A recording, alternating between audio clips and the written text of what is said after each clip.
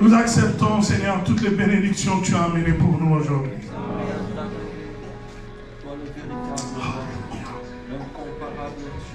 Accordez-moi qu'on lise ensemble un texte avant que vous soyez. Le tout premier, il y en aurait 3, je vais prendre 2 qu'on va lire, les autres on ira en citation, je vois. La grâce de Dieu est avec nous aujourd'hui. Le premier serait dans le livre de Job, au chapitre 1er. Le premier verset, 6 et 8, puis 10 et 12. Donc 10 à 12.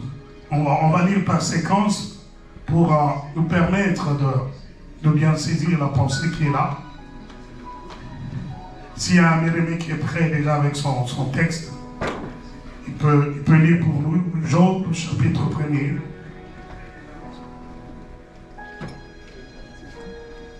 Je passerai à Aaron.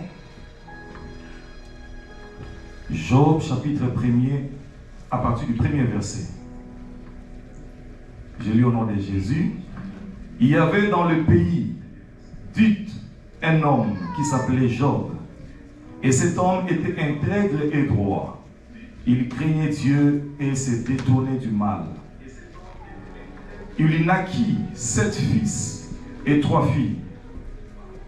Il possédait 7000 brebis, 3000 chameaux, 500 paires de bœufs, 500 ânesses et un très grand nombre de serviteurs. Et cet homme était le plus considérable de tous les fils de l'Orient. 3. Prenez 6 à 8, 10 et 10 à 12.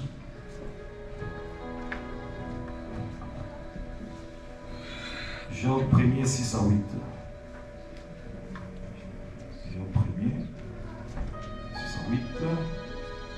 Or, les fils de Dieu vinrent un jour se présenter devant l'Éternel, et Satan vint aussi au milieu d'eux. L'Éternel dit à Satan, « D'où viens-tu » Et Satan répondit à l'Éternel, « De parcourir la terre et de m'y promener. » L'Éternel dit à Satan, « As-tu remarqué mon serviteur Job? Il n'y a personne comme lui sur la terre. C'est un homme intègre et droit, craignant Dieu et se détournant du mal. » Amen. Amen. Parole du Seigneur. Amen. Cet après-midi, je bénis Dieu. Il y a beaucoup de bien-aimés que ça fait un temps, on ne s'est pas vu. Je le vois aujourd'hui. Je voudrais qu'on accueille avec joie le pasteur David Bolondé qui est là avec nous.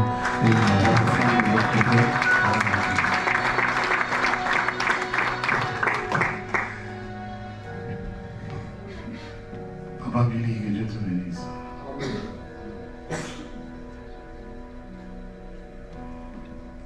Il a plu au Seigneur de bousculer mon esprit pendant plusieurs semaines.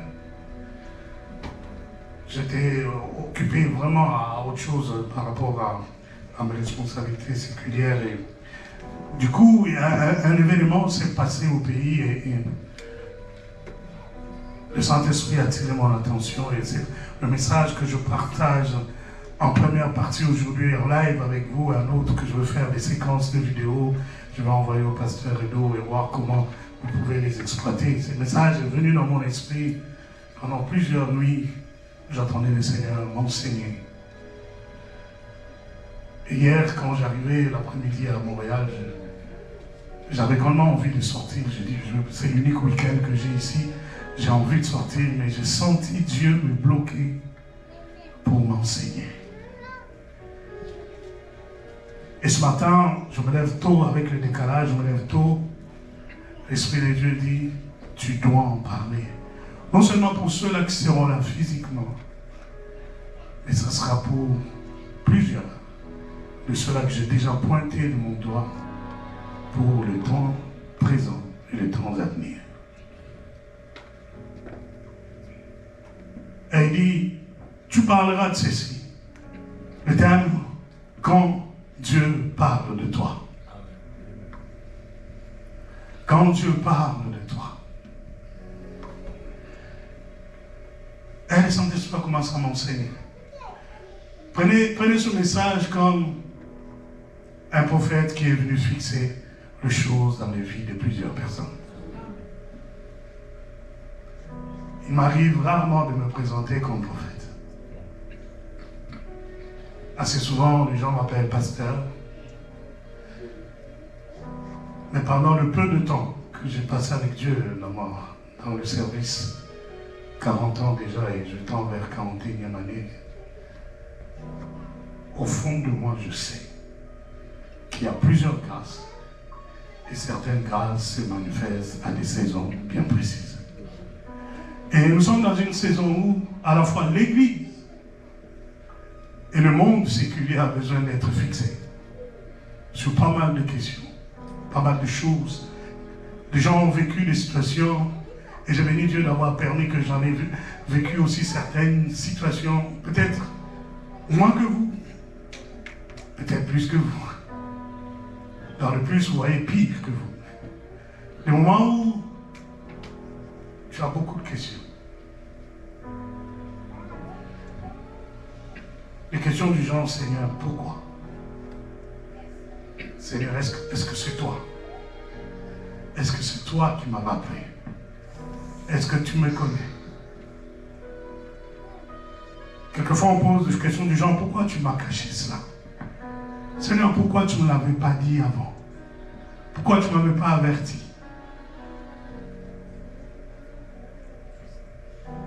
Mais la beauté de ce thème d'aujourd'hui, c'est que tu es connu de Dieu. Amen.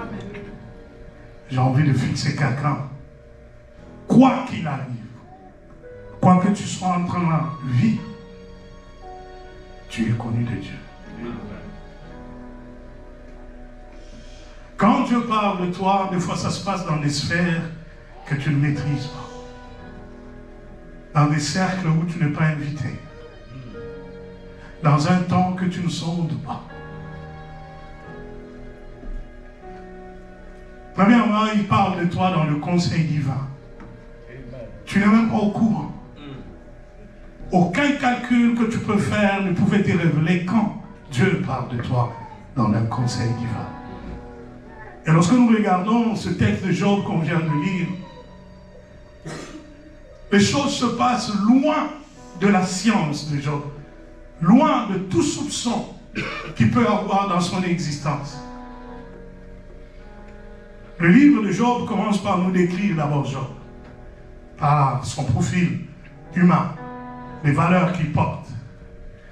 Mais ce que j'aime, la confirmation viendra aussi de la bouche de Dieu.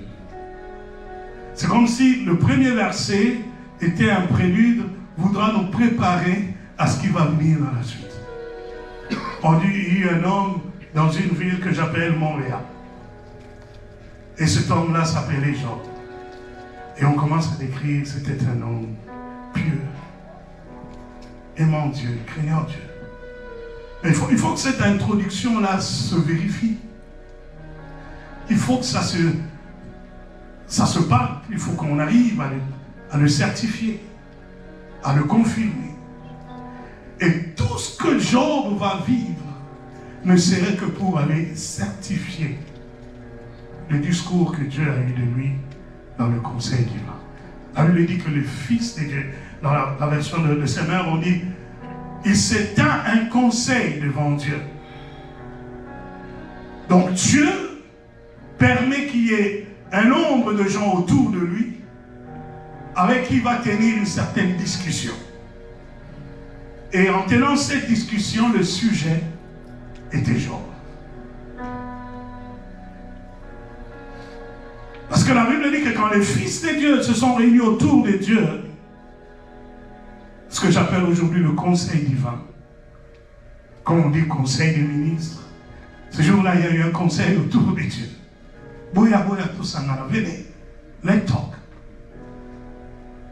Et tout le monde est prêt à en parler. Le sujet n'est pas connu. Jusqu'à ce que le diable se présente dans ce conseil. Le Dieu dont je parle, c'est un Dieu omniscient. La présence du diable dans ce conseil n'est pas une surprise, parce qu'en ce jour-là, Dieu veut parler de Job. Et quand Dieu veut parler de toi, il y a des invités non désirés. Il y a même le diable qui vient entendre le discours de Dieu sur toi. Cette histoire ne concerne pas que le sacré, le pur, le parfait. Ton existence ne concerne pas que ce qui est pur et sacré. Même l'enfer est concerné par ton existence. Le diable se présenta. Et c'est Dieu qui commence la discussion. D'où viens-tu? Je viens de parcourir la terre. Ah, c'est intéressant. En fait, j'avais réuni ce conseil parce que j'avais envie de parler de quelqu'un qui est sur terre. As-tu remarqué mon serviteur Job? Le verbe remarquer fait appel à une attention soutenue. Le verbe remarquer fait appel à une comparaison intuitive. Alors que tu circulais la terre, il t'est arrivé de comparer les terriens et de mettre en évidence un homme que j'appelle Job. Tes yeux ne se sont-ils pas arrêtés sur un humain qui se distingue des autres que j'appelle Job? J'aimerais que quand Dieu parle de toi, il parle en termes de démarcation, en termes de distinction, en termes de différence, en termes de nom particulier, une femme particulière. As-tu remarqué? C'est comme si Dieu disait à Satan en ce moment-là, résume ton parcours de la terre en un seul instant. Ce que tes yeux auraient vu t'aurait poussé à comparer les gens, tu n'as pas pu voir d'une manière distincte un homme que j'appelle Job. Quand Dieu parle de toi, dans le conseil divin, de quoi parle-t-il? Dans son discours, il a dit, est-ce qu'il y a une louange qu'il va faire? Est-ce qu'il y a un mot qu'il va utiliser qui ferait que Dieu est en train de te vanter? Dieu est en train de faire ta publicité. À la fois ta publicité et ta plébiscité. Est-ce que je parle à quelqu'un? Quand il fait ta publicité, il te plébiscite. Il te fait démarquer et il t'élève un peu plus haut. Quand Dieu parle d'un homme, assez souvent, ce n'est pas pour le condamner, l'enterrer pour toujours. Quand Dieu parle d'un homme, assez souvent, c'est pour révéler quel est son projet avec cet homme, de par même son profil devant le trône de Dieu. Qu'est-ce que tu représentes devant Dieu?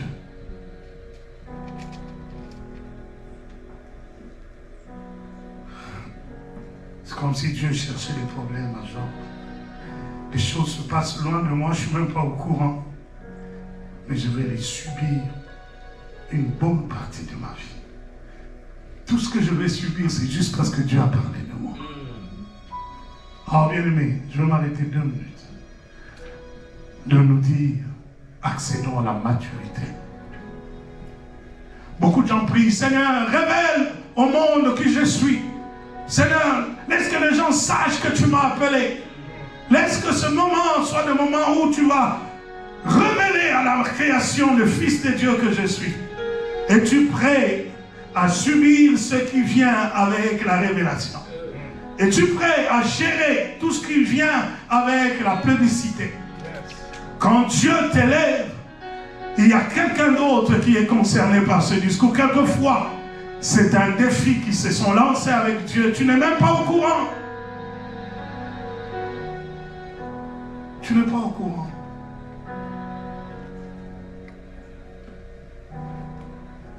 Mais ce que j'aime, entre le verset 6 et 8, c'est le discours de Dieu. C'est Dieu, lui, qui vend. C'est Dieu qui vend Job. Il le définit comme un homme d'enfant. ce courant dit, qui révère Dieu. Le verbe révérer ici, le hébreu, c'est comme qui parle à la fois du respect, mais beaucoup plus de la loyauté. En fait, quand Dieu parle de Job, ce qui a poussé Satan à réagir, c'est ce que Dieu a vanté de la loyauté de Job. Pendant que tout est calme dans sa vie, tout est normal, il n'y a aucun problème. C'est un homme de culte, c'est un homme qui sait que quand il y a fête, je vais rassembler mes enfants, je vais prier avec eux, je préconise qu'ils peuvent pécher, j'offre déjà à Dieu une offrande pour la rémission de péché. C'est un homme attentif. Il est dans un temps où il fait sa dévotion à Dieu, pendant qu'on parle de lui ailleurs. Il sait, tout est beau. Mais Dieu parle de sa loyauté qui provoque la colère du diable. Et le diable dit, non. Tu le vantes autant parce que tu sers de bouclier dans sa vie. Au fond, le problème n'est pas sa loyauté. Le problème, c'est toi, Dieu. C'est toi qui protège ses biens. C'est toi qui protège sa vie. C'est toi qui fait qu'il soit stable. C'est toi, et le diable a la révélation que beaucoup d'enfants de Dieu n'ont pas. Beaucoup d'enfants ne savent pas que s'ils sont ceux qu'ils sont, là, c'est Dieu. Beaucoup de gens vivent sur terre comme si ils étaient capables de devenir tout ce qu'ils sont devenus par eux-mêmes. Et le diable le sait. Et quand il le dit devant Dieu, ce n'est pas pour confirmer la parole de Dieu, mais c'est pour amener un élément négatif au discours que Dieu a sur toi. Il veut défier Dieu. Il ne veut pas dire que c'est vrai, tu as raison, que Edo t'aime. Non, je veux te dire, il t'aime parce que toi tu l'as béni. Il t'aime parce que tu lui as donné de beaux enfants. Il t'aime parce qu'il est arrivé au Canada, tu lui as donné des documents. Il t'aime parce que tu lui as donné un travail. Le diable ne croit pas que tu peux révérer Dieu sans toutes ces choses. Il ne croit pas que tu peux servir Dieu dans le doute, dans le manque, dans l'absence de tout bien matériel. Il sait que ta foi est reliée à ce que Dieu t'a donné. Et Dieu a dit, je veux te challenger. Je parlais de quelqu'un que je connais. Je parle de quelqu'un que je connais. Alors, Satan part, touche ses biens, touche sa famille, touche ses enfants. Mais tu ne touches pas son âme, car c'est un domaine réservé à Dieu. Je veux qu'on acclame le Dieu qui donne du prix à notre âme, qui donne du prix à notre esprit. Il sait que nous ne valons pas le matériel que nous avons. Nous ne valons pas la voiture que nous avons. Nous ne valons pas le travail que nous avons. Ce qui justifie notre existence et la joie, l'exaltation qu'on a comme cet après-midi, c'est parce que nous révérons Dieu. Nous sommes dans la révérence. Amen.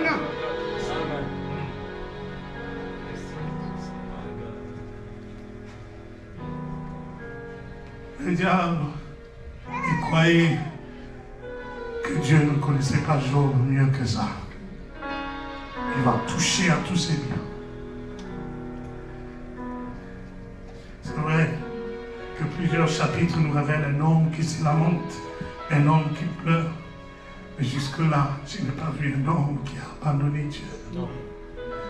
J'ai vu un homme qui exprime ce qui est normal dans l'humanité. Dans mon humanité, j'ai subi les chocs et je vais pleurer. Ah, je ne sais pas pourquoi les gens disent que Mobali a les nakaté. Qui dit ça?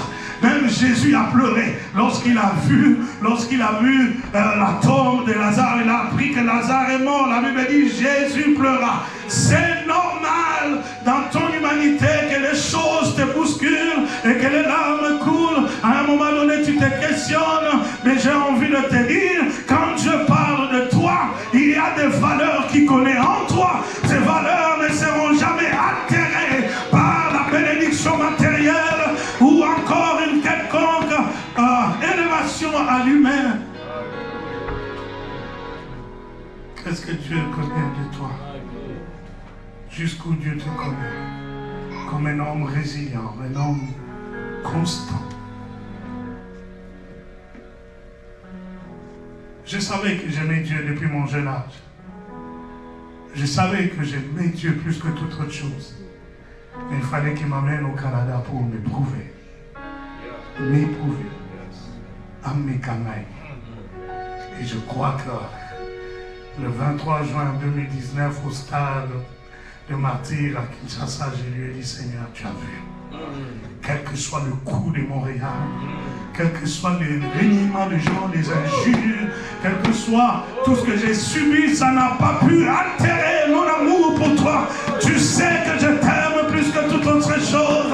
Tu sais que je t'aime plus que toute autre chose.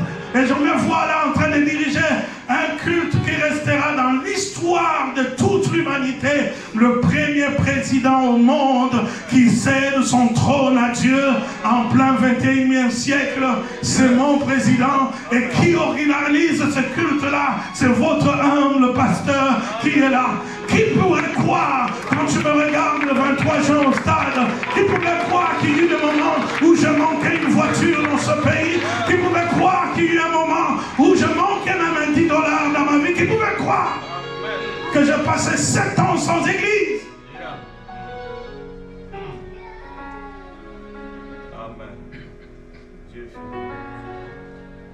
Dieu a commencé à parler avant qu'on n'ait même plus conscience de l'aimer. Il parlait déjà de nous. Je te dis, quand Dieu parle de toi, il y a le bonheur et les malheurs qui viennent. Es-tu prêt à rester constant? Constant. On est en train de finir le mandat, bientôt les élections. Avec humilité, je peux le dire, même si la présidence est venue, la présidence n'a pas altéré mon amour pour Dieu. La présidence n'a pas eu le dessus sur l'amour que j'ai pour Dieu, la crainte que j'ai pour l'œuvre de Dieu. Je suis resté constant, dimanche après dimanche, prêchant la parole de Dieu, servant Dieu, chantant la louange, offrant des concerts, tout en étant un homme public. Si Dieu te bénit, est-ce que tu resteras la même personne?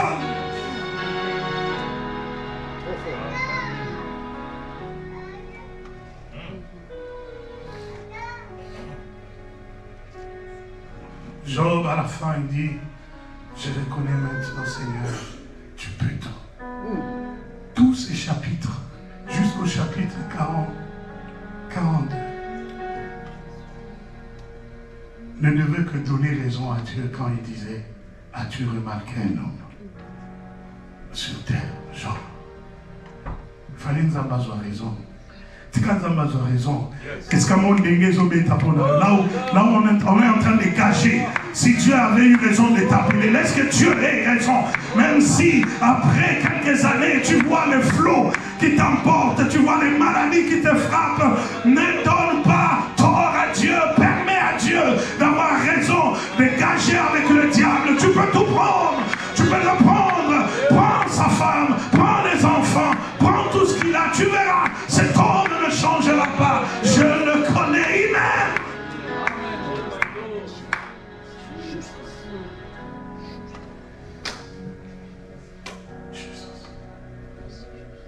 Sa femme lui a dit, pareille chose est insupportable. Injurie Dieu et meurt. Vous savez, il y a souffrance et souffrance. Toi, tu te plains parce que la micro-ondes ne marche pas. Il y en a, je voyais quelqu'un qui affichait, il est dans le deuil, il a affiché partout. Il cherche son chat, le chat qui est disparu. Elle est en deuil parce qu'il y a un chat qui a disparu. L'autre est en train de pleurer parce que son congélateur ne marche pas. Tu penses que ton problème, c'est le plus grave. Mais je te dis qu'il y a un homme qui a regardé un jour sa femme dans les yeux. Est-ce que c'est la même femme qui me parle? Celle qui me voyait faire des offrandes à Dieu? Famille, est-ce que c'est toujours la même femme? Je te dis que dans ta vie personnelle, il y aura des moments où tu vas te poser des questions substantielles. Seigneur, qu'est-ce qui ne va pas?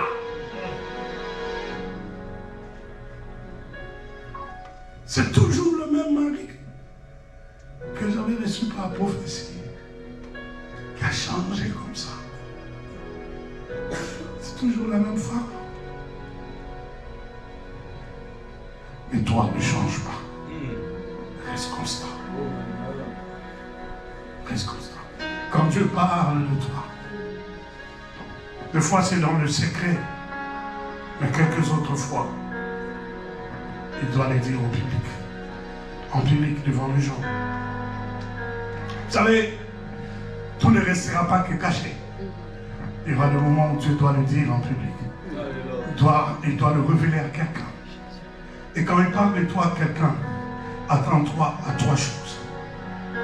La première, il y aura quelqu'un qui apprendra et qui ne t'aimera plus depuis le jour qu'il a appris, il ne va plus continuer à t'aimer. La deuxième chose, quelqu'un d'autre qui l'apprendra, il portera le fardeau toute sa vie pour toi. Parce qu'il veut se voir partenaire dans l'accomplissement de la parole de Dieu sur toi. Une troisième catégorie de gens, les témoins indifférents. En fait, eux, ils sont plus dangereux que les autres. Ils ont entendu comme s'ils n'ont pas entendu. Or, quand Dieu le dit en public, il vise la régulation de conduite. Il veut que les gens règlent toute leur conduite en fonction de la révélation qu'ils ont maintenant de toi. C'est ce qu'il veut. C'est comme ça qu'il a fait avec Joseph. Lorsqu'on est dans Genèse 37, 3, 11, tout le texte nous révèle un jeune garçon de 17 ans qui n'est pas né dans la maison de son père. Il semblerait être le tout dernier parce que la Bible dit que c'est l'enfant de sa jeunesse, de la vieillesse. Son père l'a eu dans sa vieillesse. Aimé par son père plus que toute autre chose, ses frères s'en rendent compte. Parce qu'en fait, il y a même des symboles physiques de cet amour-là. Des symboles physiques, des démarcations, des distinctions. Il a une sorte de tunique unique à lui, multicolore, que ses autres frères n'ont pas. Ces éléments qui placent les décors devaient être couronnés par une révélation. Et Dieu donne à ce jeune garçon Joseph deux visions. Et de toute manière, quand il la raconte, ce n'est pas quelqu'un d'autre qui agit, ce sont ses frères. Et tout de suite, ils ont dit, veux-tu nous dire que tu vas régner sur nous? Dieu vient de révéler qui est Joseph dans sa propre famille. Mais la réceptivité n'est pas la bénédiction. Veux-tu nous dire que tu vas régner sur nous? La deuxième fois, c'est son père, Jacob. Il entend l'enfant dire des choses qui dépassent la simple description d'un rêve. Parce que dans ce qu'il disait, il a parlé de la lune, du soleil. Et Jacob, savez-vous que Jacob est d'abord spirituel avant d'être une nation? Parce que quand Dieu parlait déjà de lui, Jacob, il a fixé l'étendue de son existence. Jacob ne le sait même pas. Jacob n'est même pas encore conçu. Quand sa maman est dans la honte d'une femme stérile, celle qui reste longtemps sans porter un enfant. Lorsque sa maman se préoccupe du fait que je n'ai pas d'enfant, Isaac est là, il parle, il rassure sa femme. Un jour, la femme tombe enceinte, elle entend des batailles dans le ventre. Il y a des choses qui se passent en elle. Je crois qu'une mère peut savoir qu'est-ce qui est colique, qu'est-ce qui est tout ce qui amène à l'accouchement. Elle peut le savoir, elle peut distinguer les choses. Quelquefois même à la première maternité, il y en a qui ont, malgré la première maternité, une bonne connaissance de ce qui se passe dans leur corps. Mais la femme a trouvé que ça, c'est un sujet de prière. J'ouvre une parenthèse, maman, ne banalisez pas les choses qui se passent dans votre vie. Les chrétiens d'aujourd'hui banalisent beaucoup de faits. Et pourtant, dans les détails, il y a un Dieu qui veut parler. Il y a un Dieu qui veut parler. La femme a dit, non, ce genre de choses que je ressens, je dois les porter devant le trône de Dieu. Elle va questionner Dieu. Et quand elle questionne Dieu, Dieu lui parle de ses enfants maintenant. Dieu lui dit, oui, ce qui se passe en toi, il y a 2 nations qui vont sortir de toi. Ces 2 bébés ne savent même pas qu'ils sont nations telles qu'ils sont là. Les 2 bébés, il dit, il y a 2 nations qui sortiront de toi. Mais je vais te donner des indices. Le plus vieux ne sera pas plus grand que le plus petit. Le plus petit sera plus grand que lui. D'ailleurs, il va dominer sur lui. Quand Dieu parle de toi, il fixe ta destinée. Il fixe l'étendue de ton rayonnement. Que les gens le veuillent ou pas, ce qui est dit arrivera certainement. Ça peut prendre du temps. Tu peux avoir des hostilités de toutes sortes, mais ce que Dieu avait déjà dit, ça arrivera certainement. Je veux te dire, mon frère, ma soeur, ce que tu vis n'annulera en rien ce que Dieu a dit lorsqu'il parlait de toi. S'il avait dit que voici mon serviteur, quel que soit le parcours de ta vie, tu finiras serviteur. Tu peux fuir comme tu veux, tu finiras par servir. Je dis à quelqu'un, tu peux fuir comme tu veux. Tu sais, le jour où on t'avait vu la première fois, dans une croisade ou dans une réunion publique, une parole qui a été dite sur toi, même si elle n'est pas accomplie aujourd'hui, tu as 40 ans, tu as 50 ans, je te dis avant que tu ne meurs, ça s'accomplira certainement. Ce que Dieu dit de toi, il n'a ni besoin de ton approbation, ni de ton adhésion, ni de l'adhésion des autres, ni du concours de l'humanité. Ce que Dieu a dit de toi arrivera certainement. Souvenez-vous qu'au sujet de cette histoire de Joseph, il y a une vieille parole encore qui a été dite à Abraham. Dieu, lorsqu'il veut consoler Abraham de la douleur qui est dans sa maison, Dieu parle. Il parle, il dit des choses qui vont traverser des siècles. Il dit, toi, Abraham, tu seras Abraham, père de plusieurs nations. Mais Abraham meurt, il a eu combien d'enfants? 2 seulement. Comment tu peux avoir une nation avec 2 enfants? Et quand Dieu le lui disait, Sarah a entendu. Sarah a entendu. Je t'appelle Abraham, père de multitudes. Comment tu peux avoir des multitudes avec 2?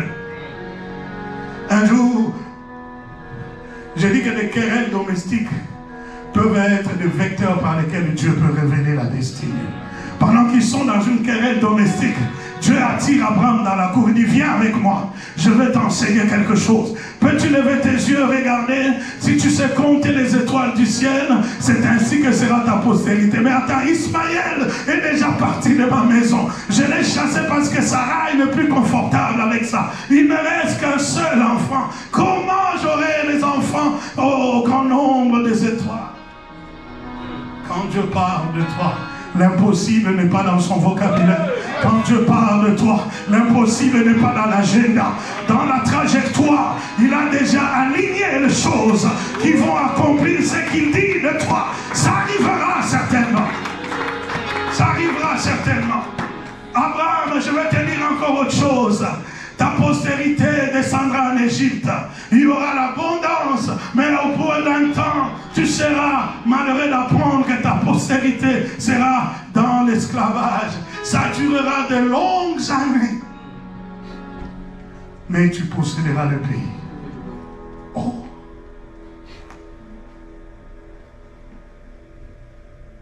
Ça durera de longues années, mais ma postérité possédera. Comment?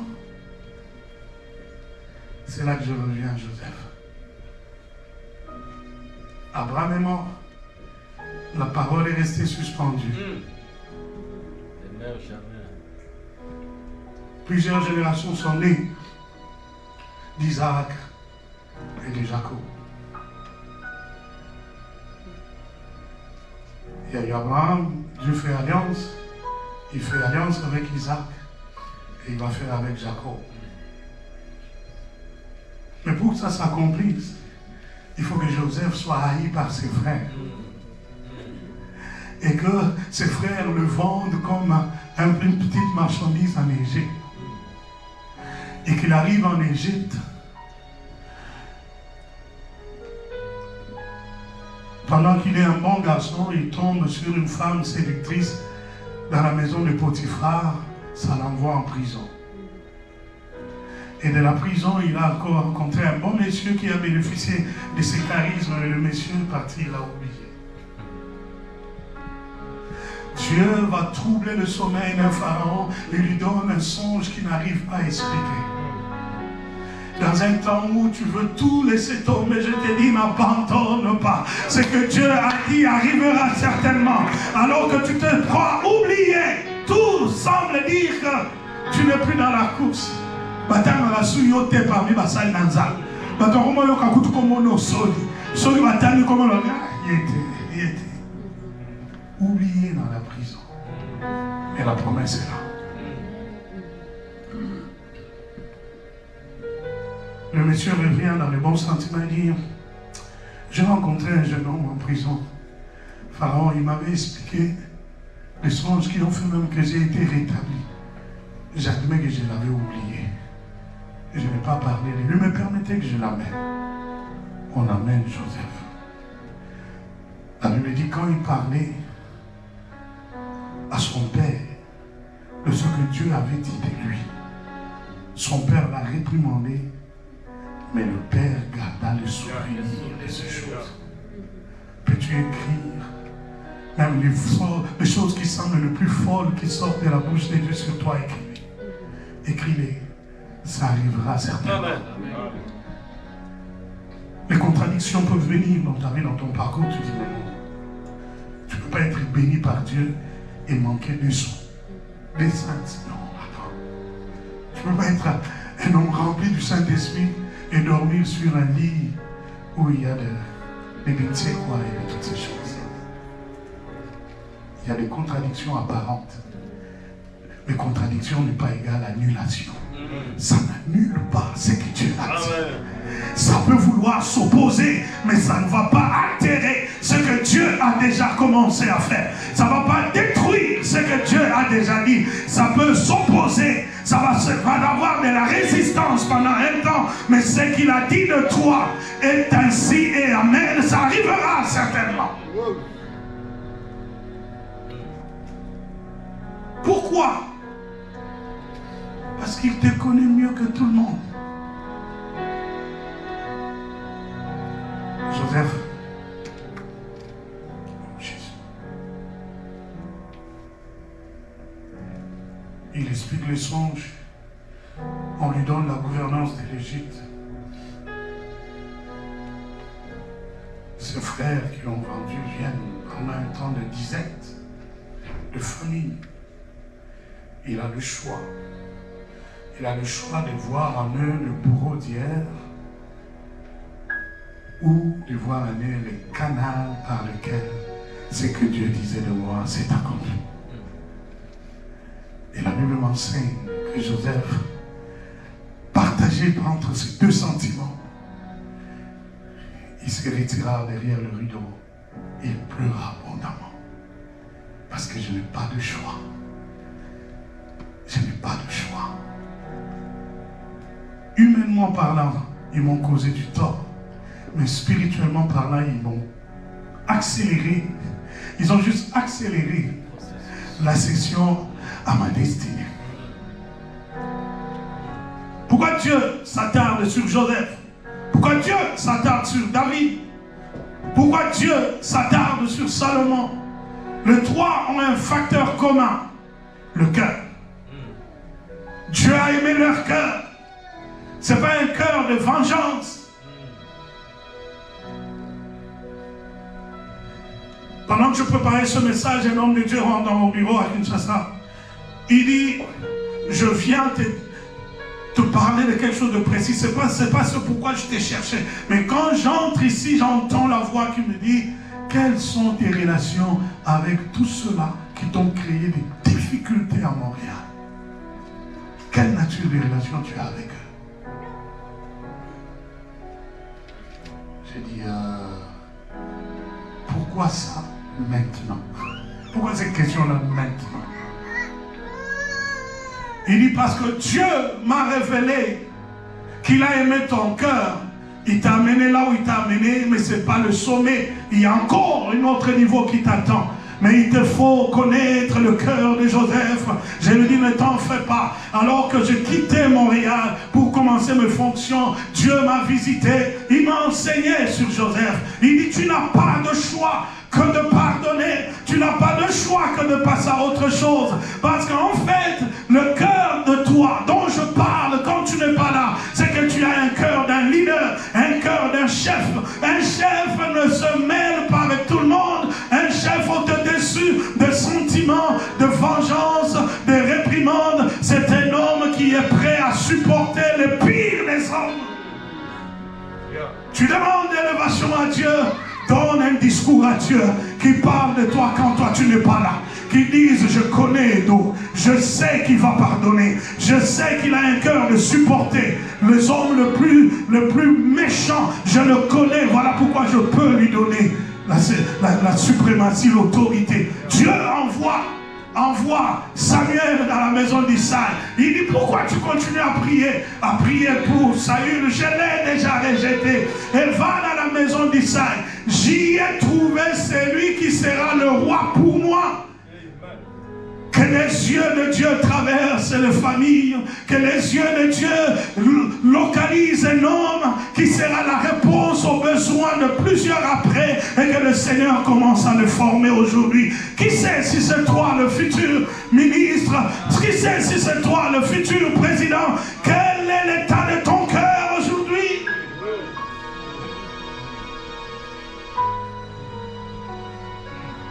Je voudrais profiter de cette tribune, pasteur, accordez-moi, de dire ouvertement à tout le monde, toutes les années passées ici, tous les torts qu'on m'a causés sont derrière moi. Ça fait très longtemps que je suis passé à autre chose et que les gens ne se gênent pas. Le problème, c'est de reconnaître, comme le frère de Joseph, quand Joseph s'est dévoilé à eux, ils ne sont pas fuis, ils sont venus vers lui et ils se sont prosternés. Le problème, c'est de savoir faire une bonne lecture. Où est-ce que cet homme est arrivé? Il est dans quelle saison de sa vie? Qu'est-ce que nous devons faire pour l'accompagner dans ce que Dieu avait dit? Plusieurs n'ont pas vu en nous un messager pour la communauté.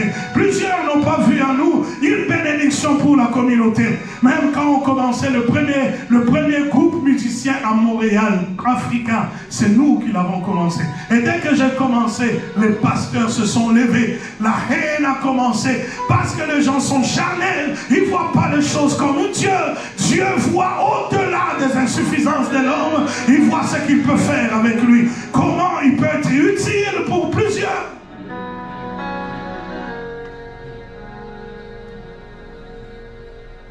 Apprenez à oublier. Apprenez à pardonner. J'étais avec Papa Étienne dans les derniers moments de sa vie. Étienne, tu sais que je lui posais la question, quel est ton secret?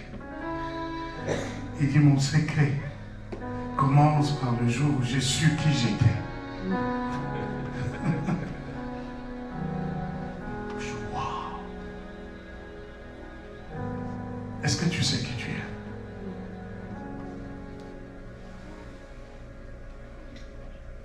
La gestion des crises dépend de qu'est-ce que tu connais de toi-même. La gestion des adversités dépend de qu'est-ce que tu connais de toi-même. Tu risques d'appeler ennemi juste un instrument que Dieu a utilisé pour te remettre dans une vie de prière que tu avais abandonnée.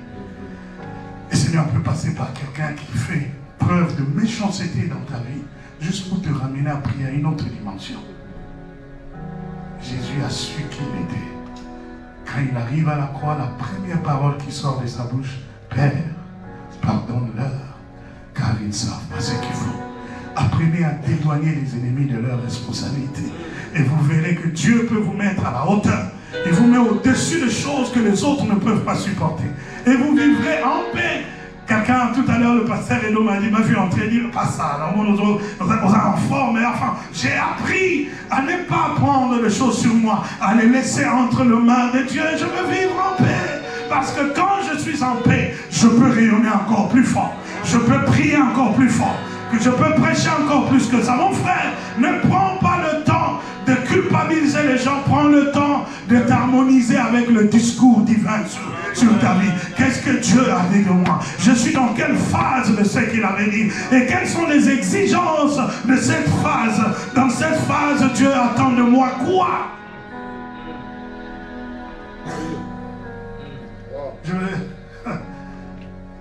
Je dois finir ici. J'imagine que beaucoup de gens ne comprennent pas ce qui se passe entre Jean-Baptiste et Jésus. Un jour, Jésus arrive et trouve un monsieur avec une allure que les citadins ne pouvaient pas accepter. Un homme vêtu de peau de bête qui mange des sauterelles, il vit dans le désert. Un homme qui est dans une apparence répugnante mais qui traîne de foule. Jésus arrive dans ce décor-là et cet homme, on le voit de loin. Il indique du doigt et dit à la foule, voici l'agneau de Dieu qui ôte le péché du monde. J'imagine que les gens qui étaient dans la foule allaient se dire, attends, il y a un problème. Nous, on t'a suivi, toi. Tu vois un monsieur qui sort du néant qui vient, tu nous l'indiques et tu veux qu'on le suive. Mais on a l'idée l'année. Ce qui tue l'église du Congo, l'église en Afrique, l'église dans le monde, c'est que les gens ne savent pas à quel moment on est acteur devant et à quel moment on joue l'accordéon, on laisse l'autre passer devant. Si Jean-Baptiste était un prédicateur congolais,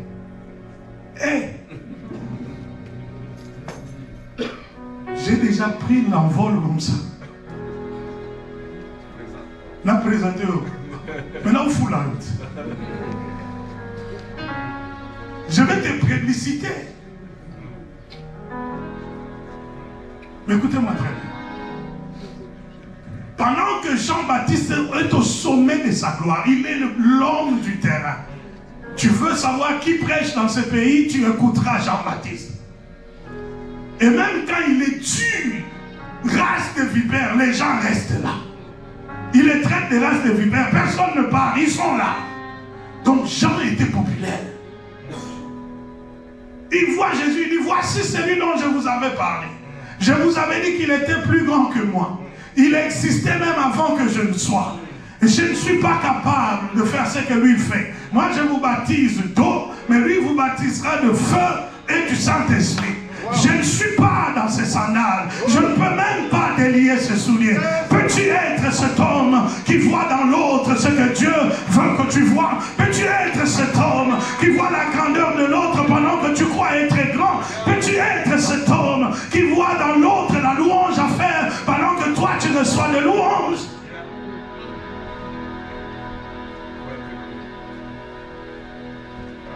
Le Matthieu 11 m'enseigne. Dans la vie, il y a des hauts et des bas. Dans Matthieu 11, Jean est dans les bas. Jean est en prison. Jean est en plein au doute. Jean ne comprend pas. Qu'est-ce qui m'arrive? J'ai prêché la vérité, ça me coûte même ma tête. Aujourd'hui, on va me couper la tête. Je parlais comme la voix qui annonce ce monsieur-là. Et mais j'apprends qu'il fait des miracles. Oh Jesus. Allez lui poser la question. Es-tu le Messie qui devait venir? Parce que normalement il devrait y avoir un peu de concordance entre ce que j'ai prêché et ce que je vis.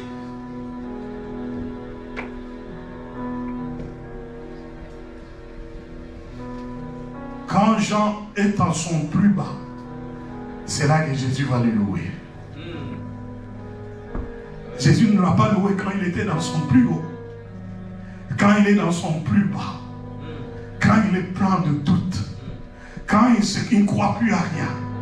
Il demande même à aller poser la question. Es-tu le Messie qui devait venir? Autrement dit, moi, cet enfant il commence à jouer avec moi. N'est-ce pas toi qui avait dit que j'étais l'agneau qui ôtait le péché du monde? Ça, c'est un code du ciel. L'agneau qui peut ôter le péché du monde et ne peut être que le Messie. N'est-ce pas toi qui avais dit que c'est moi qui baptiserai du feu et du Saint-Esprit? Ne peut baptiser du feu et du Saint-Esprit que le Messie. N'est-ce pas toi qui avais dit que j'existais avant toi? Ne peut exister avant toi que celui qui est plus grand qu'Abraham. Donc je suis le Shiloh. Est-ce que tu veux me dire maintenant tu ne sais pas qui je suis? Alors que Jean est dans une position de faiblesse, c'est là que Jésus se retourne. Il dit aux disciples, allez lui dire, le boiteux marche, le sourd entende, les aveugles voient. Ça c'est un code. Quand on était chaque enfant dans le ventre de sa maman, toi tu savais. Quand on bougeait là, tu savais qui j'étais. Je te redonne le même code qui a fait de toi la voix qui crie dans le désert. Et quand les disciples se retournent, aller vers Jean, Jésus regarde la foule et dit, est-ce que vous êtes allés voir qui vous êtes allés voir? Je vous dis, il n'y a pas plus grand que Jean. De toutes les femmes qui sont, de tous les hommes qui sont sortis d'une femme, il n'y a pas plus grand que Jean. Jésus avait l'occasion de l'enterrer. Jésus avait l'occasion d'en finir avec lui. Il dit dans son plus bas, je connais qui il est. Je sais que si vous voulez savoir, c'est lui l'Élie qui devait venir. C'est lui l'Élie. Voyons les hommes comme Dieu veut qu'on les voit. Quand je les vois dans leur faiblesse, c'est pas la faiblesse qui crie, mais c'est la destinée qui me parle. Je vois sa destinée. Je vois où est-ce que je peux l'amener. Je vois qu'est-ce que je peux faire avec lui. Il pleure aujourd'hui, mais hier on avait dit que c'est lui le chemin. Je veux l'amener à être réellement le chemin. Je ne sais pas comment les hommes de Dieu du Congo réfléchissent. Je ne sais pas quelle est leur relation avec Dieu, mais j'ai l'impression que les gens, ils préfèrent quand tu es dans ton plus bas, ils vont renier ta destinée. Ils vont renier ta destinée. Mais Jésus regarde Jean dans son plus bas. Il dit, il n'y a aucun homme qui est sorti d'une femme qui est plus grand que celui-ci. Aucun. Quand Dieu parle de toi, il éteint le doute. Il ferme la bouche au contestataire.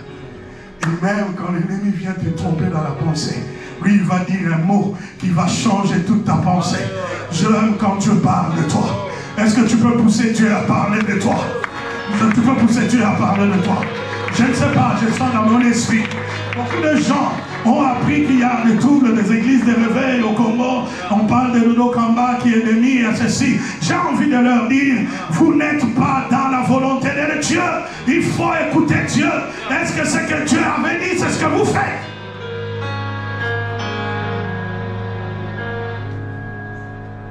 Ou c'est l'ego? C'est la chair. Pensez-vous que Dieu remplace son serviteur si facilement? Pour que Dieu remplace Saül, il a besoin d'un argument. Il dit à Samuel, va dans la maison de Jessé. Je trouvais un homme qui est pour moi le roi. Mais acte 13 me révèle la raison. Dans acte 13, on me dit, Dieu a dit, j'ai trouvé un homme selon mon cœur qui accomplira mes desseins. Ah, Dieu a vu dans David, malgré qu'il va connaître la femme de Uri, malgré qu'il va connaître tant de problèmes, Dieu a vu dans son cœur un homme qui exécute la volonté de Dieu. Il n'a pas vu un homme populaire, il n'a pas vu un homme qui est capable de faire la vengeance. Il a vu un homme qui voit Saül dans son plus bas. Et les gens disent, voilà, le Seigneur a livré entre tes mains. Saül lui a dit, non, je ne mettrai pas ma main sur un roi de Dieu. Pendant que Samuel avait déjà entendu la voix dire, je l'ai rejeté. Il n'est pas dans la présence de Dieu. Mais David a un cœur, il ne tue pas un roi, il ne détruit pas un roi. Même s'il est à terre, je dois le relever. Alléluia. On ne donne pas la responsabilité d'une église à quelqu'un à cause de sa popularité. Non, c'est le cœur.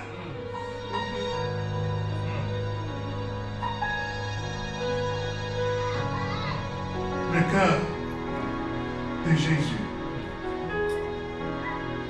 Vous savez savez qu'à ce moment-là, le nom de Jean-Baptiste, ce n'était pas un homme avec qui tu peux t'associer.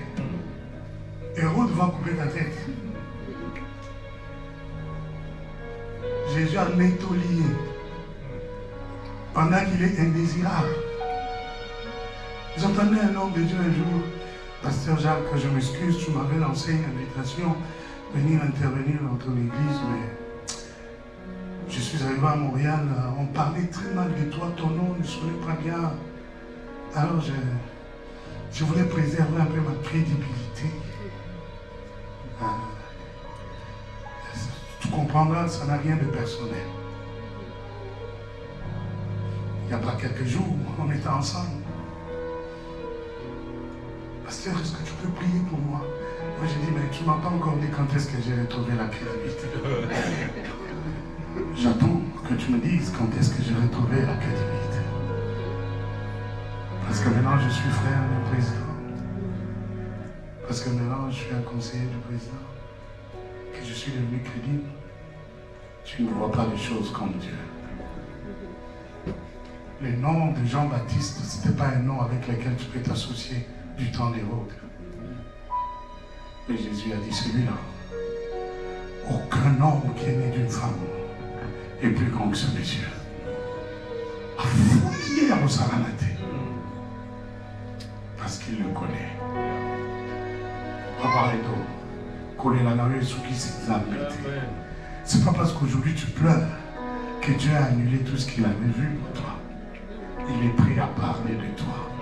Dans un autre conseil divin, il va réunir les gens. Et lui faites confiance à cette fille, Isaïla. C'est ma fille, c'est ma servante. Vous savez, j'étais mort réellement. Je suis parti de mon corps. Je suis sorti de mon corps. Vous avez vu les nouvelles que j'étais mort. J'entends une voix qui m'appelle. Viens. Une voix agréable, imposante, mais agréable. Viens. Du coup, je me retrouve devant un trône qui brille. Il dit, viens, mon serviteur, mon adorateur. Tu n'as pas encore fini de me faire plaisir. Mais en ce moment-là, sur terre, il y a quelqu'un qui dit, ah, ce pasteur-là, moi, je ne le crois pas. D'ailleurs, c'est un menteur. D'ailleurs, c'est un ceci. Mais en ce moment-là, au ciel, on me dit, mon serviteur, mon adorateur. Bien-aimé, je veux que Dieu parle de toi pendant ton vivant, même quand tu es mort, qu'il t'appelle par le nom, qui exprime réellement ce qu'il connaît de toi. Personne ne m'a arraché l'adoration. Je traversais des moments difficiles, je me mettais dans ce piano et je jouais toute la nuit. Je parlais à Dieu, tu n'étais pas là. Tu ne sais pas où est-ce que le Seigneur m'a rencontré. Tu ne sais pas combien de chants j'ai écrit ici dans le noir. Il faisait froid, on a coupé le courant, il n'y a pas de chauffage. Je suis dans le froid, mais je dis Seigneur, je ne t'abandonnerai pas. Quoi qu'il arrive, je chanterai ton nom, je célébrerai ton nom. Et quand Dieu vient pour me restaurer, qui es-tu pour l'arrêter? Tu ne peux rien, tu ne peux rien. Dieu connaît ses serviteurs. Il a dit à Anania, Anania, tu n'as aucune leçon à me donner. Va prier pour cet homme, que les cailles tombent de sa bouche, de ses yeux. Tu dis, oh Seigneur, sa réputation l'a précédé, c'est un tueur. Anania, je te dis, c'est mon instrument. Il n'a pas dit, il sera mon instrument. Quand il suivra les 21 jours d'affermissement, quand ils auront connu 40 jours de jeûne et prière pour la délivrance des liens, il sera mon serviteur. Il dit, c'est mon instrument. Dans son présent, c'est mon instrument. Dans son futur, c'est mon instrument. Malgré son passé, c'est mon instrument. Mon frère, qu'est-ce que Dieu dit de toi? Oh my God. My God. Est-ce qu'on peut prier devant Dieu? My God. My God.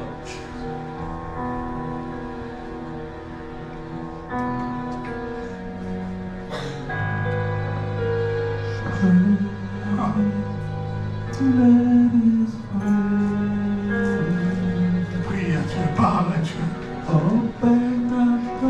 Parle à Dieu.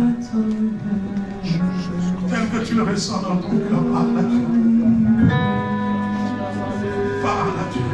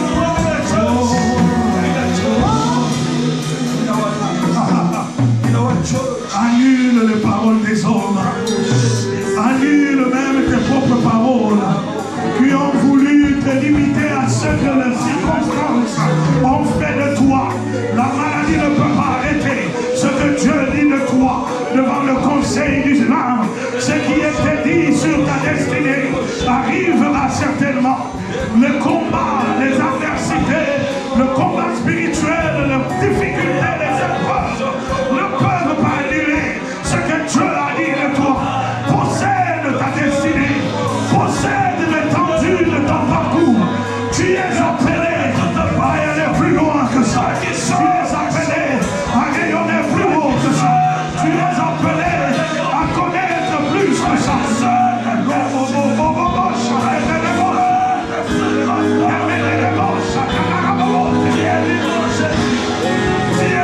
Saint-Esprit travaille. Nous avons parlé comme les insensés. Nous avons dit des choses de douleur. Oh mon Dieu, nous revenons vers toi. Nous revenons vers toi. Nous disons pardonne-nous notre insuffisance. Nous n'avons pas pu lire les choses comme toi tu voulais qu'on les voit. Seigneur, pardonne-nous d'avoir un élanzi détruit et faible alors que c'est l'homme ou la femme que tu avais choisi pour notre bénédiction. Pardonne-nous. Pardonne-nous, Jésus. Pardonne-nous d'avoir critiqué, détruit un homme alors que c'est ton instrument que tu avais destiné pour notre vie, notre génération, notre nation. Jésus, Jésus.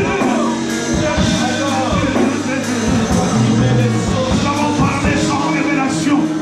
Nous avons mis les comptes en jambes par jalousie à des personnes qui étaient des canards que tu as choisis pour notre révolution. C'est toi qui vas nous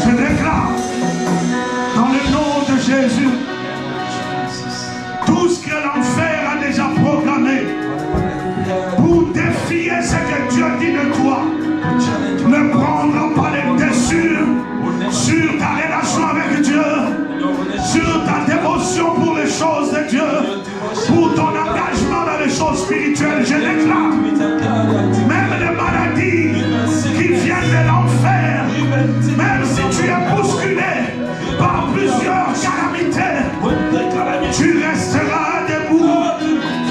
Tu resteras debout. Que l'Esprit de Dieu te garde debout devant le trône de Dieu. Cela ne va pas altérer ta vie de prière. Cela ne va pas altérer ta connaissance de la parole. Quelle que soit la honte que tu connais, je garde ton esprit debout devant Dieu. Dans le nom de Jésus. Dans le nom de Jésus. Toutes les armées des ténèbres qui ont été mobilisées contre toi à cause de la révélation de ta destinée n'auront pas le dessus sur toi. Dans le nom de Jésus. La Bible dit que tout concourt au bien de ceux qui aiment Dieu.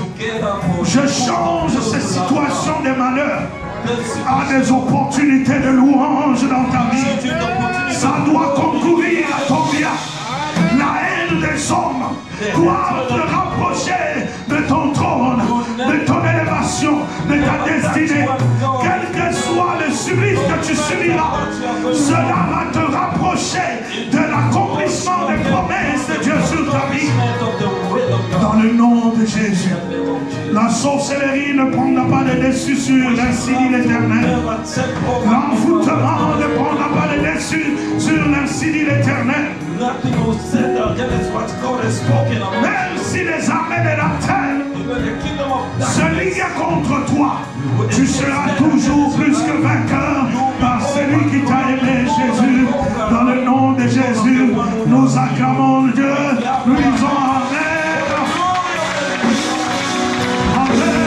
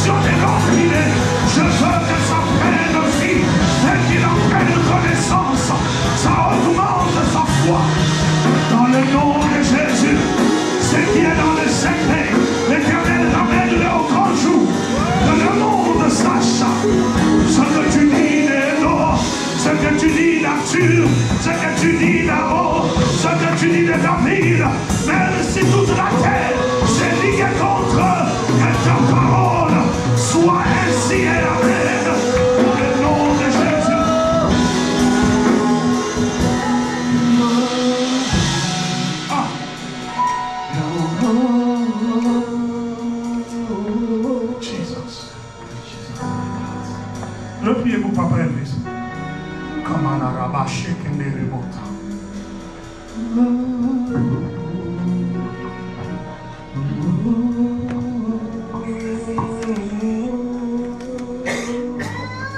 J'ai eu une vision sur ce frère. Le Seigneur m'amène 20 ans en arrière. Il était sur la rue de Trèves de Selemba. Il avait entendu une parole décrivant l'esprit des morts qui est dans sa famille. Tous les hommes forts sont tombés. Il avait entendu une parole qui déterminait que lui va faire la différence. Le Seigneur l'a amené ici. Il a échappé plusieurs fois à la mort. Aujourd'hui, je veux le confirmer comme pilier de sa famille.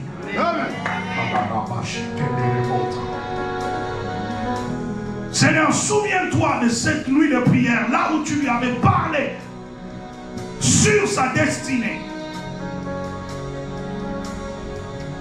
Ce qui bloque son ascension, je l'ordonne de le libérer maintenant dans le nom de Jésus. Pour propulser David, accélérer l'accession au trône, tu as éliminé Saül. Aussi longtemps que Saül était vivant, même si l'onction royale était sur David, il ne connaîtrait pas l'effectivité du trône et à Hébron et à Juda. Aujourd'hui, le Saül de la vie d'Elvis, nous l'enterrons dans le nom de Jésus. Nous l'enterrons dans le nom de Jésus. Il ne peut plus être un blocage. Il ne peut plus être un obstacle. Cet homme mérite plus que ce qu'il vit. Seigneur, souviens-toi de tous les dons qu'il a fait à des églises pauvres quand il avait l'argent au Congo. Souviens-toi de lui. Je l'ai vu dans ma vision soutenir des églises avec de l'argent, des instruments, des chaises. Je vois les cris de sa famille.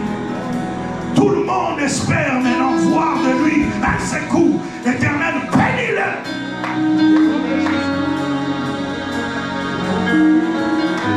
Je veux qu'il récupère les années perdues dans ce pays. Comme Jacob a récupéré les années perdues chez Laban. Dans le nom de Jésus. Tout ce qu'il a perdu dans ce pays, restaure-le dans le nom de Jésus. Reçois la grâce que Dieu m'a faite de rester debout quelles que soient les tempêtes de la vie. Reçois la grâce que Dieu m'a faite d'avoir un homme qui vient m'expliquer les Écritures. Que l'Esprit de Dieu parle dans tes oreilles, t'explique la parole de Dieu. Et quand tu parles là, que le cœur dise Amen à l'insi dit l'Éternel. Je révèle le manteau des gagnants. Révèle le manteau des gagnants. Dans le nom de Jésus. Entre tes mains, je mets la vie.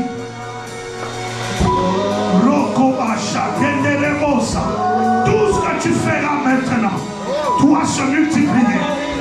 Doit se multiplier dans le nom de Jésus. Je délie la langue. Je délie ta langue. Tu parleras avec une autorité.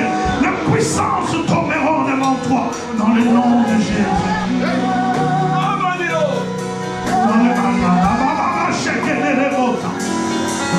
Merci Seigneur. Merci pour ta grâce.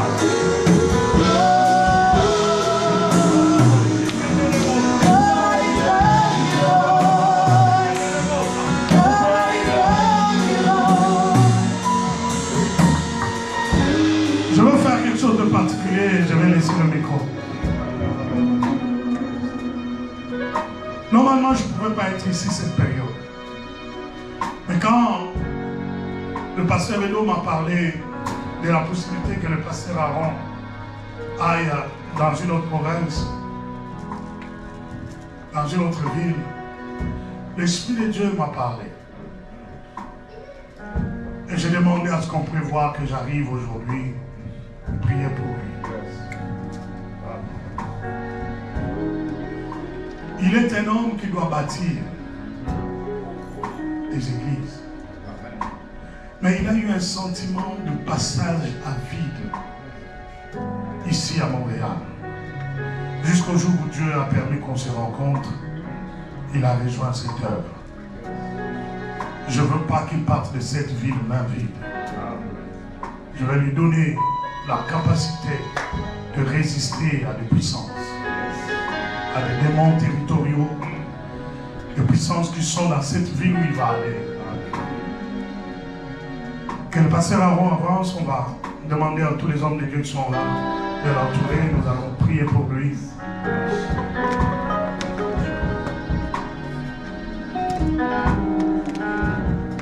Ah.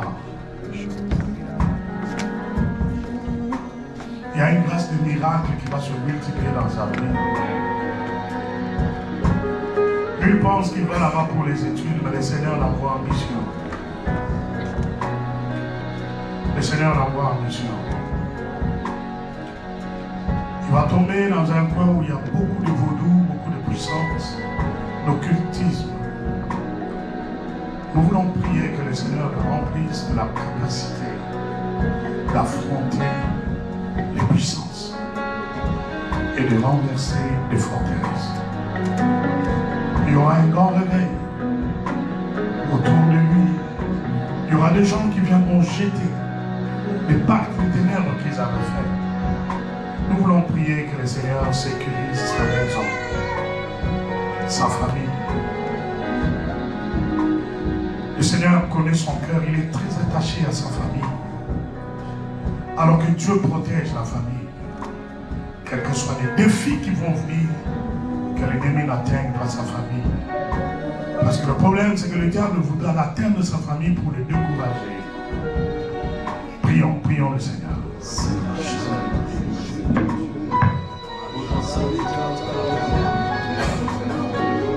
Je le confirme de toi.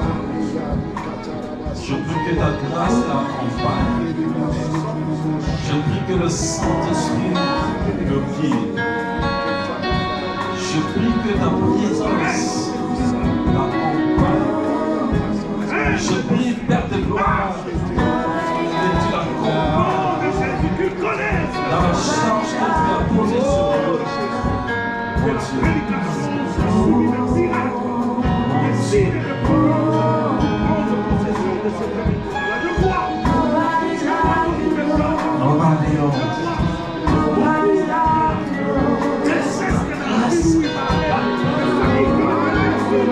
Jésus accompagne le Seigneur Jésus dans cette mission que toi tu viens de Père de gloire le libérer par ta grâce et tu l'accompagnes.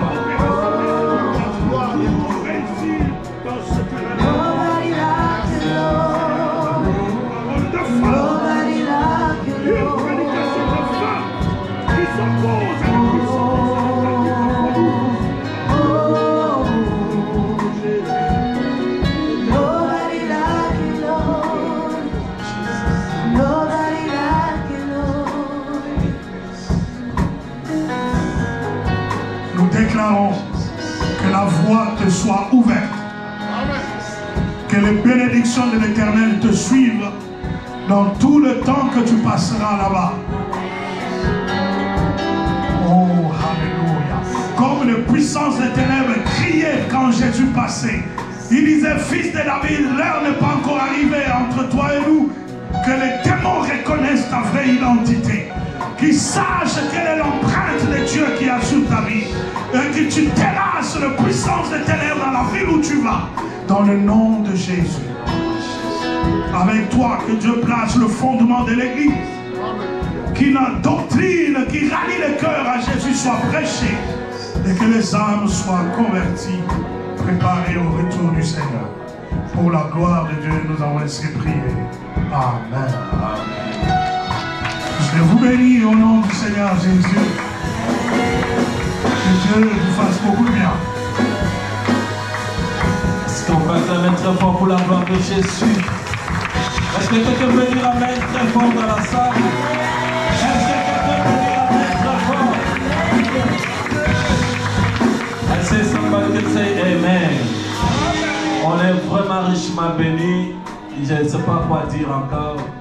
Le message était tellement profond que le Seigneur Dieu vous bénisse, l'homme de Dieu. C'était ton message, c'était mon message. Que le Seigneur Dieu soit glorifié. Est-ce que quelqu'un peut dire amen encore? C'est une journée exceptionnelle. Vous excusez parce qu'on est un peu débordé, mais c'était aussi des jours comme ça. Amen. Ça ne vient pas tous les jours. Que le Seigneur Dieu soit avec vous. Bien-aimés, sans plus tarder, j'aimerais juste vous donner un communiqué que le serviteur de Dieu, pasteur Aaron, il est encore là. On a prié pour lui, il est en train de partir. On en a profité pour que, pendant le passage du pasteur pour qu'il soit quand même déjà libéré et béni. On laisse le temps. Alors le temps de départ, nous serons communiqués. Et j'avais bien dit au peuple de Dieu que la Bible dit dans le livre de Galates chapitre 6 verset 6 à 7. Est-ce que quelqu'un peut nous faire la lecture du Galates chapitre 6 verset 6 à 7? We want to say that we are so blessed to have a servant of God among us. He's now living for another province. So we ask you, people of God, to pray for him, to be all the time together, but he's still around. We are going to tell you what time he's going to leave. Amen. On va vous le dire. Amen. Est-ce que vous avez préparé aussi vos offrandes? Amen. Préparez aussi les offrandes en même temps.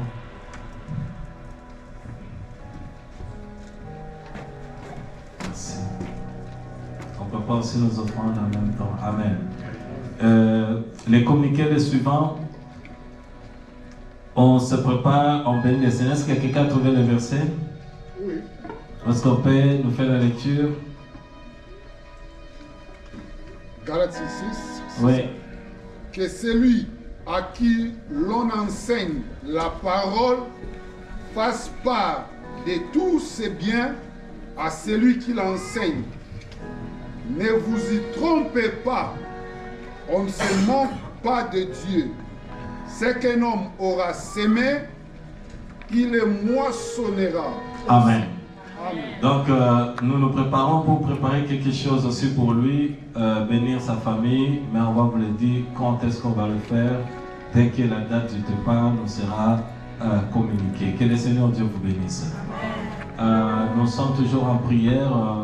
Chaque mercredi, quiconque a un sujet de prière, nous avions déjà limité le nombre d'accès. C'est seulement pour les intercesseurs maintenant, pour ceux qui sont appelés à intercéder. Donc, mais si tu as un sujet, tu peux nous le communiquer, on va prier pour vous. Amen. Que le Seigneur Dieu vous bénisse. Nous voulons recevoir, je vois, il y a juste deux amis qui sont arrivés avec nous. Le serviteur de Dieu il a été déjà présenté, ça c'est sa maison. Que le Seigneur Dieu vous bénisse, passe à David. Vraiment un plaisir de te revoir encore. Merci. We want to welcome you guys. Can you please stand? Yes, est-ce qu'on peut acclamer le Seigneur pour le bienvenue? So, l'église veut vous recevoir. The church want to receive you. They want to hear your names and where you are coming from and how do you find yourself in this place. Yes, we start with our brother. Bonjour tout le monde. Moi je m'appelle Christian et je viens de Madagascar.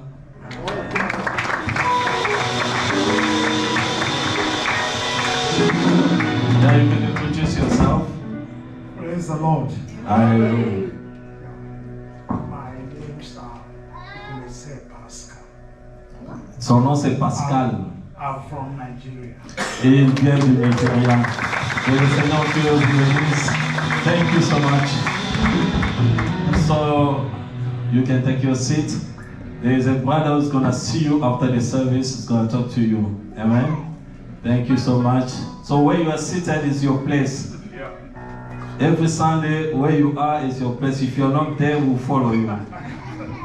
Amen, amen. Que Dieu vous bénisse. On est arrivé à la fin de notre culte. Est-ce qu'on peut s'élever? On peut s'élever. Alors, pendant qu'on chante, on va apporter nos offrandes dans le basket.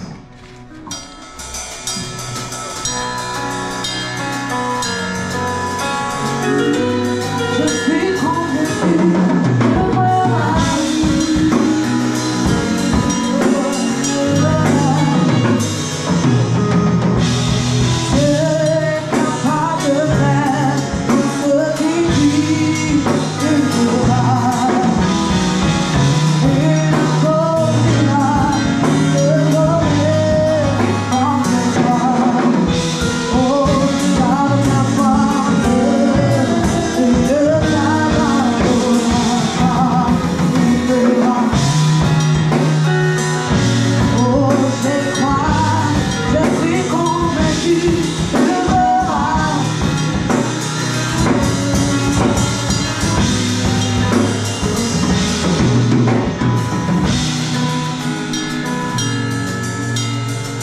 Alléluia.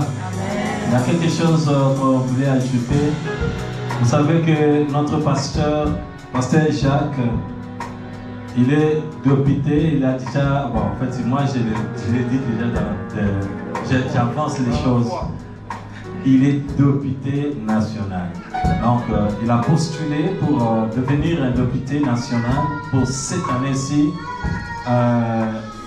Il est sur Lukunga. Son numéro c'est 976, donc 976. N'oubliez pas, vous avez des frères là-bas. Moi je me rappelle l'élection passée, j'ai parlé à mes frères d'aller voter pour quelqu'un que je ne connaissais même pas, mais parce que la personne m'a inspiré, j'ai dit allez le voter. Donc vous avez des frères et sœurs à Lukunga, commencez déjà à dire nous avons quelqu'un de sûr que nous vous envoyons afin de pouvoir le voter. Dès qu'il sera au Parlement, il parlera pour vous. Il plaidera pour la cause de vous. Est-ce que toute l'Assemblée peut prier pour le pasteur Jacques? Vous allez juste, là où vous êtes, vous allez vous lever, juste dirigez vos mains vers lui et priez que le Seigneur puisse le bénir, parce que c'est le moment pour que les enfants de Dieu règnent. C'est le moment pour que le peuple de Dieu règne, qu'ils prennent le trône. Vous avez vu ce qui se passe. Les chrétiens doivent prendre des places d'autorité pour que les choses changent. Pour qu'on n'accepte pas les homosexuels, qu'on n'accepte pas les transgenres, je ne sais pas comment on dit ça, mais toutes ces choses, nous ne voulons pas que ça puisse passer. Si les chrétiens sont là, ça ne passera jamais. Prie maintenant au nom de Jésus. Prie au nom de Jésus. Seigneur, nous prions que ta grâce soit sur ton serviteur. Je sais que c'est toi qui choisis, et c'est toi qui appelles, et c'est toi qui choisis. Je prie au nom de Jésus que tu puisses manifester ta grâce et ta grandeur sur la vie de ton serviteur. Yahweh mon Dieu, que cette place lui soit accordée. Nous consacrons ce numéro 967. Nous les déclarons que c'est un numéro gagnant. Au nom de Jésus, nous déclarons 976 le numéro gagnant. Au nom de Jésus, je le déclare au du chair de la chair que ce numéro passera au nom de Jésus-Christ. Merci Père pour l'accomplissement de ta parole. Au nom de Jésus, nous avons ainsi prié. Amen.